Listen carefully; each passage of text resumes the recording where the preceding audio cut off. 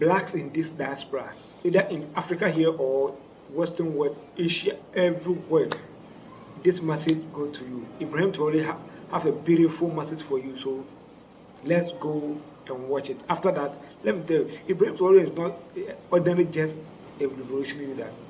The man have the vision. He was born with it. So this is not just a coincidence. Africa, we must rise. So let's watch it to it, and let's come back and discuss what we're supposed to do.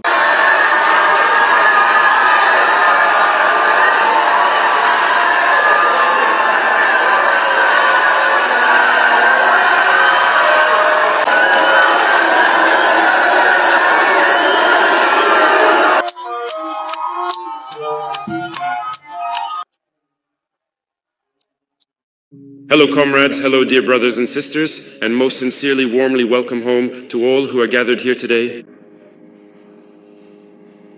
This morning, I wanted to thank you from the bottom of my heart. Thank you to all of you who took your time and energy to travel from the land of upright people to return to your roots. As they say in English, back to your roots. Ibrahim Traoré welcome. It's welcoming every black. You are not taking any Burkina, any black country you want to go. We are welcoming you. Thank you for coming.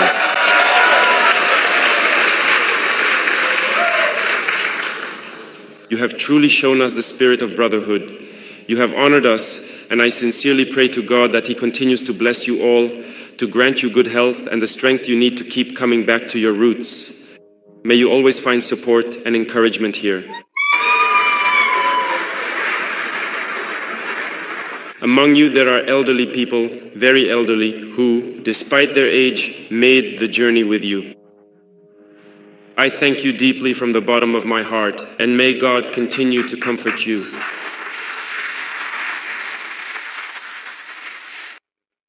I have followed your entire stay among your brothers from start to finish. Every evening on television, I try to see what activities you have been involved in. And I can admit that I am very happy with everything you have already been able to discover. But I pray to God that time will still be on our side and that you will be able to come back and be able to discover many more things throughout Burkina Faso. Certainly many were advised not to come to Burkina. You are now our ambassadors. And I think you are the best positioned to help others understand that Burkina Faso is far from what those Western media try to portray to the world. Burkina is a welcoming place. Burkina is resilient. Burkina stands tall. And Burkina is alive. And thank you for proving this in the eyes of the world.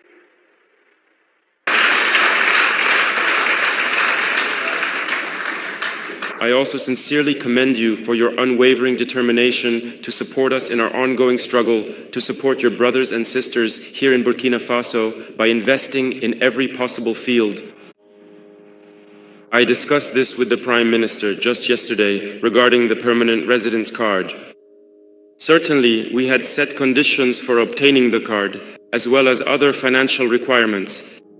But we have decided to remove the financial requirement in your case so that you do not have to meet it.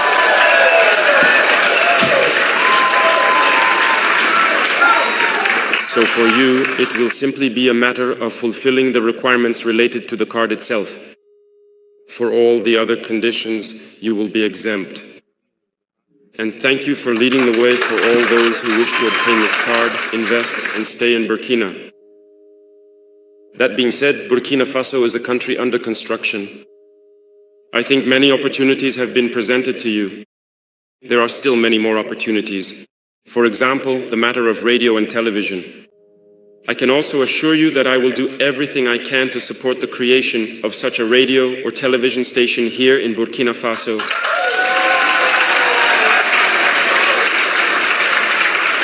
Because communication is a powerful tool. And no one can tell our story better than we can ourselves. For a long time, they were the ones who told whatever they wanted about Africa. They were the ones who told whatever they wanted about black people. Now it is time for us to say no to that and to tell things as they really are. I encourage you to pursue this project, which we will strongly support. Burkina Faso is under construction. We have started to change many of our laws to allow for better coexistence, but also to secure the investments of Burkinabe people and of all those who wish to come and invest in Burkina Faso. When we look at the real estate sector, for example, it is a rapidly growing field in Burkina Faso. We are also focusing on agriculture and agricultural processing, especially the agri-food industry and energy. In short, there are many sectors that are open, and we need the brains of our brothers to come here and build the necessary industries to process our raw materials. It should be us feeding the world, not us having to be seen as beggars in the eyes of the world. And it is entirely possible for Africa to feed the world.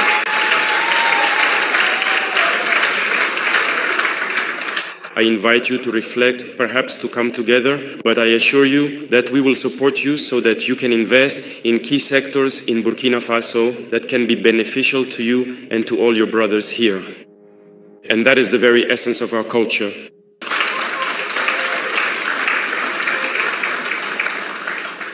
The Ministry of Foreign Affairs will continue the great work they have started. By the way, I congratulate them for this initiative with the Institute, which has accomplished this wonderful work. Continue the work of presenting opportunities so you can be guided and directed towards structuring and beneficial investments.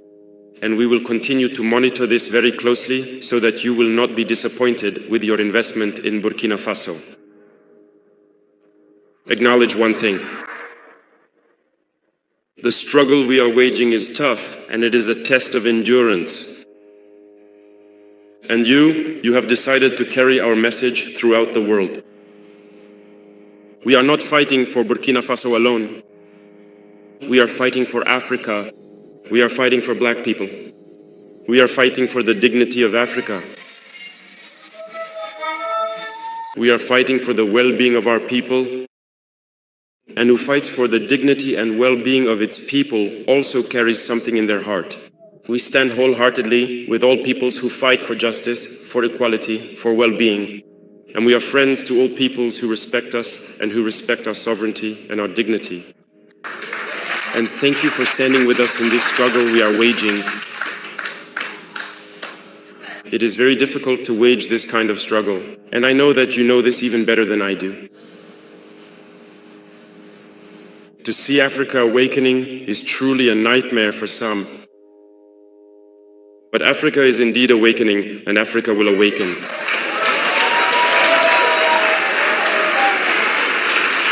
We are not going to be complicit in their deepest and most sincere wishes. The wish to see Africa become the reality of what they have thought and said about Africa, namely a land of slaves, a cursed land. We will not be complicit and go along with them so that what they think becomes a reality. We will tell them that Africa is a continent of hope, a continent of fighters, and Africa is a continent of the future. And we are going to fight for that.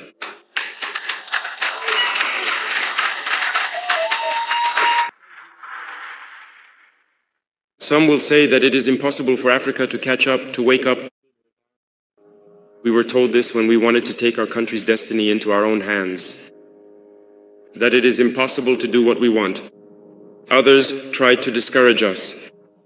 They always brought up examples of African heroes whom they killed to tell us that these heroes tried but couldn't succeed, to make us believe that our struggle is in vain. But we said that impossible is not African. If impossible were African, our grandparents, our ancestors would have suffered greatly. There is no other people in the world who have suffered like Africans. No people can claim to have survived after all the ordeals that black people have endured. We remember whether it was colonization, slavery, or the Arab-Muslim conquest here, Africans have experienced all kinds of humiliation, all kinds of treatment aimed at exterminating us. They wanted to wipe out the black gene because it was always the young, the brave ones that they took, killed, and deported. So the African is the most resilient in the history of humanity because we have withstood every possible form of barbarity. But today, we must continue the ongoing struggle.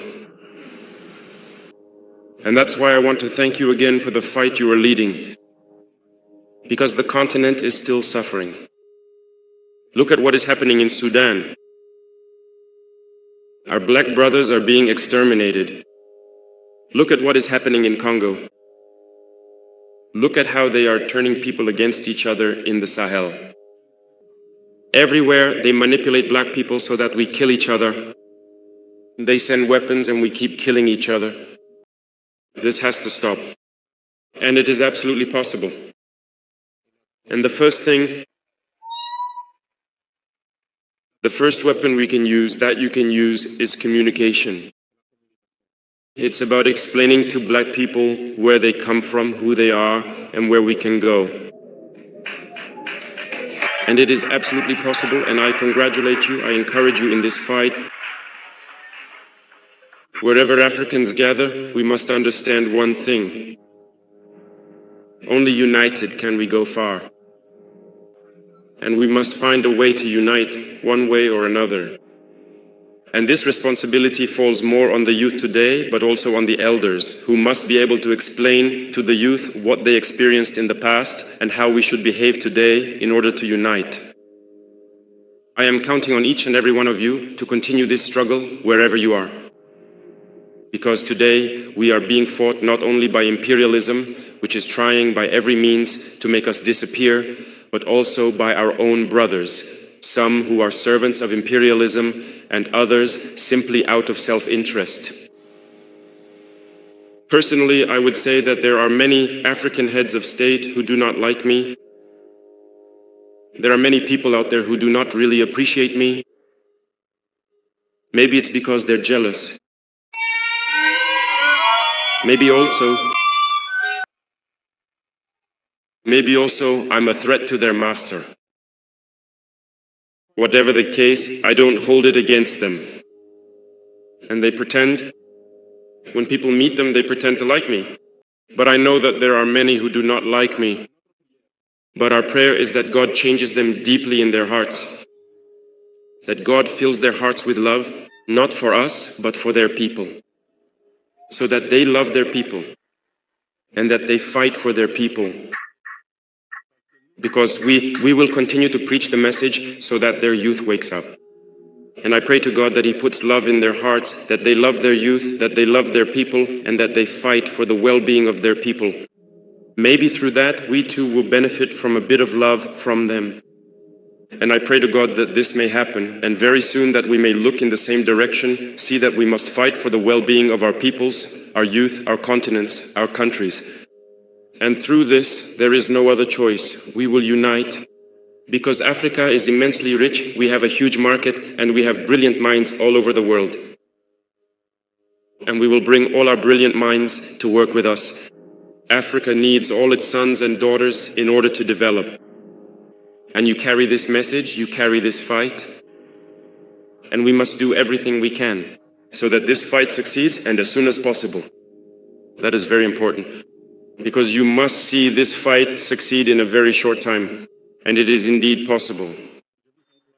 So, I encourage you, I congratulate you for everything you are doing.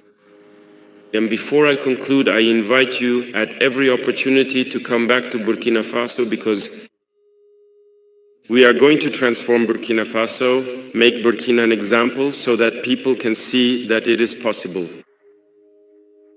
We are going to move on from this situation of war, rebuild the country, make it better, and let everyone see that it is truly possible, and that will motivate others to follow the same path as us. Thank you for this support. Thank you for the warmth you have brought us. Thank you for the love you have come to give us. And I pray to God that you all return safe and sound, and that you come back home to Burkina Faso to invest and live in peace whenever you wish. Thank you very much to all of you. May God be with you. May God bless you. Homeland or death, we shall overcome. My brother, my sister, this is very huge opportunity for you. If you are outside, if you never hear, if you never come to Africa, all you know is Europe or America or any other continent. All you know is that place. if some people have been hearing Africa, they think Africa is very cottage, like there's no building or so. They've been lying to them that Africa is not beautiful. But recently, some people, social media have exposed Africa to the beyond. That's how. That's why we see. Do Chesikano, who was a can. Is find a word. If you don't understand the account, the tree language, understand. Find the meaning. Ask your friend, any Ghana friend, who tell you the meaning, how the meaning is. This thing happened. Most of this thing happened through the hardship in Africa. So when they ask a white man that what's the poorest country in the world, they always refer to Africa. Why Africa is feeding them, but they don't know it's Africa who is feeding them, who is giving all those beautiful things they have been seeing it. Yeah, that life they have been living, Africa is the head of this. So, and most of this coming from where our forefathers, the slave trade. Some people don't know what is Africa. Even Africa, they never hear Africa. They hear Africa and they don't know where they think blacks and white are just mixed together. Yeah, but they don't know their root is coming from Africa. Don't forget to subscribe my channel. This is Hero G8 Media. Subscribe my channel so you type the notification bell. If every video I will bring, you will be the first person to get it. Like, share.